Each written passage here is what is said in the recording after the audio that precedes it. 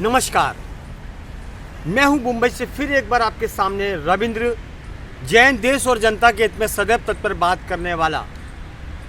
Mumbai high court को मैं प्रणाम करता हूं। माननीय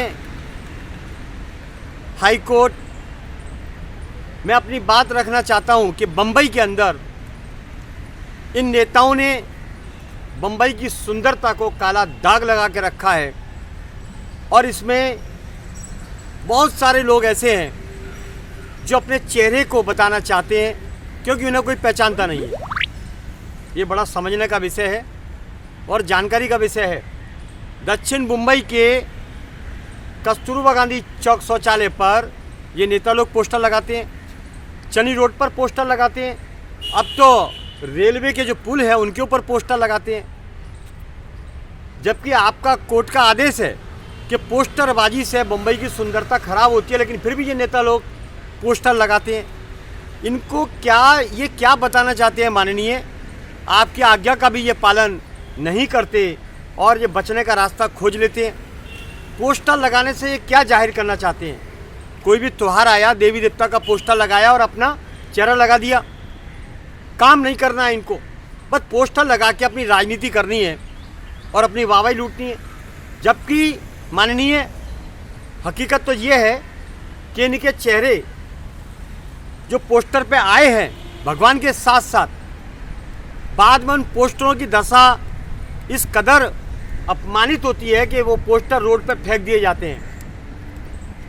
कहीं पर कुत्ता उनके ऊपर बाथरूम करता है, कई लोग थूकते हैं। तो ये कंडीशन नेताओं के साथ साथ उन देवी देवताओं के ऊपर भी इन पोस्टरों का बहुत बड़ा प्रभाव पड़ता है।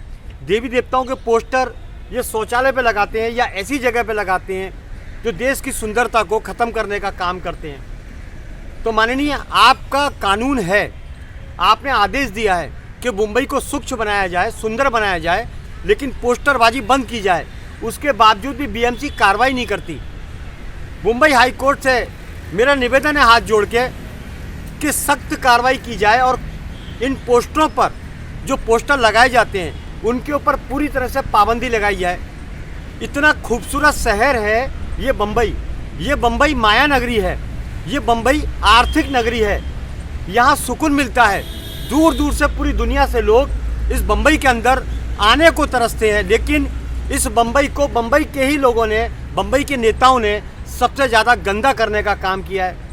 माननीय मुंबई उच्च न्यायालय जी, आपसे विनती है कि मुंबईकरों को सुविधा दें, लेकिन जो बाहर से लोग आते हैं उनको भी सुविधा मिलनी चाहिए। अब देखिए कि रेलवे के जितने भी बुहारी पुल है नीचे जाने के, वहाँ पर सभी पुलों के ऊपर अवैध कब्जा है। आखिर पब्लिक कैसे निकले? माननीय, शाम को बीटी स्टेशन पर जब हम जाएंगे तो वहाँ पर फुटपाथ पर चलने को जगह नहीं। माननीय, रेलवे स्टेशन के अंदर जाने की इतनी तकलीफ होती है, वहाँ पर हर जगह कब्जा है। माननीय, मेरी कोर्ट से विनती है, आखिर ये कब्जे जो फुटपाथ के नीचे होते हैं, रेलवे की बुहारी के नीचे होते हैं, ये मुंबई की सुंदरता को ख़राब करने के लिए ये कौन शामिल है, कौन लोग शामिल हैं? ये बहुत छोटा विषय है माननीय, लेकिन आपका सम्मान मुंबई के अंदर ये नेता लोग सबसे ज़्यादा नकारा हरकत करते हैं और नहीं करते हैं। ये बड़ा एक शर्म का विषय है माननीय। इस पर कड़ा संज्ञान लिया जाए। सबसे पहले संज्ञान तो बीएमसी के ऊपर लिया जाए कि आखिर पोस्टर लगते क्यों हैं, किस लिए मुंबई की सुंदरता को ख़राब किया जाता है। जगह जगह फुटपाथ पर अवैध कब्जे, जो पब्लिक के चलने का पैलेस है माननीय, वहाँ पर कब्जे, आखिर कब्जे कराने में किसका हाथ है? माननीय, ये वीटी की बात है, सीएसटी की, छत्रपति शिवाजी महाराज की, वो दुनिया का हेरिटेज है।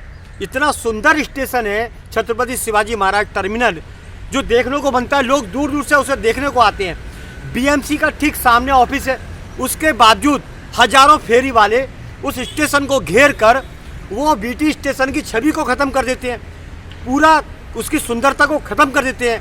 माननीय, मुंबई दुनिया का एक ऐसा देश है जहाँ पर दुनिया का हर आदमी आता है, यहाँ घूमता है और उसको सुकून मिलता है। मज़े की बात और है माननीय, मुंबई के अंदर कोई भी भूखा नहीं मरता है। माननीय, ये मुंबई इतनी ज़बरदस्त नगरी है, ये माया नगरी है, सबको रोटी देती है, लेकिन इसका मतलब ये तो नहीं कि नेता लोग मनमानी करें। रोटियां सेकें। माननीय, हजारों करोड़ के घोटाले रोज खुलते हैं, कभी सड़क घोटाले, कभी खाने के घोटाले, कभी बिल्डिंग घोटाले, कभी पता नहीं, घोटालों का कोई हिसाब नहीं है। इतने घोटाले रोज खुलते हैं, लेकिन छोटे मोटे नहीं, बड़े बड़े 500 करोड़ के घोटाले, 1000 करोड़ के घोटाले। लेकिन जब कार्रवाई होती है तो आपकी कोर्ट में तारीखें मिलती हैं और ये छूट जाते हैं, कैसा भी करके ये छूट जाते हैं। तो नेताओं का अधिकार क्या है? पहले तो माननीय आप ये सुनिश्चित करें कि देश की जनता बड़ी है या नेता बड़ा है। देश की जनता सबसे बड़ी है माननीय। देश की जनता को अधिकार दिया जाए, बोलने का अधिकार दिया जाए। यहाँ तो कानून प्रशासन ऐसा है कि देश की जनता, मुंबई की जनता अगर कुछ अपना दर्द बोलती है तो उसके ऊपर FIR लॉन्च होती है। बड़ा मज़े का कानून है मुंबई के अंदर, महाराष्ट्र के अंदर, कि अगर कोई व्यक्ति आज़ादी की बात करता है, अगर कोई व्यक्ति अपने दुख दर्द की बात करता है तो यहाँ पर FIR हो जाती है। ये राजनीति षड्यंत्र, ये राजनीति षड्यंत्र ये बंद होना चाहिए माननीय। और पुलिस के ऊपर नेताओं का जो हाथ है, जो पावर है, उसका गलत प्रयोग ना करें, इस पर भी ध्यान दिया जाना चाहिए। मजाक बना रखा है। नेता अपनी जिम्मेदारी से हाथ जोड़ता है, जैसे कपड़े से धूल झाड़ी जाती है ऐसे जिम्मेदारी से हाथ जोड़ता है। लेकिन अब चुनाव आ रहे हैं, ये कटोरा लेके हर घर पे जाएंगे, वोट मांगेंगे कि मुझे वोट दे दो, मुझे वोट दे दो। तो जनता के एक वोट पर इनकी सीट चली जाएगी, इनकी ज़िंदगी चली जाएगी, इनका सिस्टम खराब हो जाएगा। एक वोट, तो एक वोट के लिए ये भीख मांगेंगे आने वाले चुनाव के अंदर। तो पब्लिक और ये मुंबई की जनता या हिंदुस्तान की जनता अपनी वोट की ताकत इनको बताए, इन नेताओं को अपनी ताकत बताए और इन नेताओं को अपनी औकात बतानी चाहिए। एक वोट की कीमत क्या होती है, आपको सुविधा के नाम पर क्या मिलता है। अगर आप हॉस्पिटल गए तो बड़े बड़े बिल, आप शिक्षा में जाइए, पढ़िए, वहाँ पे लंबे लंबे बिल। शिक्षा और चिकित्सा हमने ये कहा है कि इतनी सस्ती कर दो कि आम मुंबई कर महाराष्ट्र के लोग इसको पढ़ सकें, आगे बढ़ सकें। आज अपने बच्चे को पढ़ाने के लिए माताएं अपने खेत बेचती हैं, घर बेचती हैं, लेकिन फिर भी उनकी लंबी लंबी फीस। तो इन चीज़ों को देखा जाए, गौर किया जाए, बहुत गौर करने की बात है माननीय। हम तो मुंबई हाई कोर्ट से निवेदन कर सकते हैं, बाकी तो हमारी कोई सुनने वाला है नहीं। तो माननीय आम जनता के लिए शिक्षा और चिकित्सा को बिल्कुल निम्न तौर पर किया जाए, जो आम आदमी इसका लाभ ले सके। और डॉक्टरों को भी कड़ी से कड़ी चेतावनी देनी चाहिए माननीय। वो लंबी लंबी फीस लेते हैं, फीस देखने के, हाथ पकड़ने के, जांचने के 2000, 3000, 4000। आखिर गरीब आदमी कहाँ जाएगा? जांच कराने के नाम पर ये डॉक्टर 3-3, 2-2 हज़ार की फीस वसूलते हैं। यही हाल वकीलों का है। केस दर्ज हुआ नहीं, उसके पहले फीस दे दो। ये वकीलों की बीमारी, ये डॉक्टरों की बीमारी फीस लेने की। तो इन पर जांच क्यों नहीं होती है माननीय? इनकी भी जांच करिए कि करोड़ों रुपया ये इकट्ठा करते हैं, हमारे भारत की वाट लगा के रख दी है। और सबसे बड़ा दुश्मन कोई और नहीं, हमारे भारत का नेता है, जो सिस्टम को चाट के रख दिया है, माल बनाने के अंदर इस सिस्टम को खराब कर दिया है। सिस्टम नीचे से ऊपर तक या ऊपर से नीचे तक माल आने दो, जनता को भाड़ में आने दो, देश को भाड़ में आने दो। माननीय सर्वोच्च न्यायालय जी, ऐसी स्थिति है, माल आने दो। 5 साल में एक नेता, फुटकर नेता, फुटपाथ पर चलने वाला नेता 500,000 करोड़ कैसे कमा लेता है माननीय? इस पर कभी गौर किया जाए। एक आदमी मजदूरी से अपना पेट पालता है माननीय, वहाँ से भी वसूली कर लेते हैं। तो माननीय, ये बहुत गौर करने वाली बात है कि नेताओं के ऊपर अगर कोई सख्त कानून नहीं बना तो हमारे देश को बेच देंगे।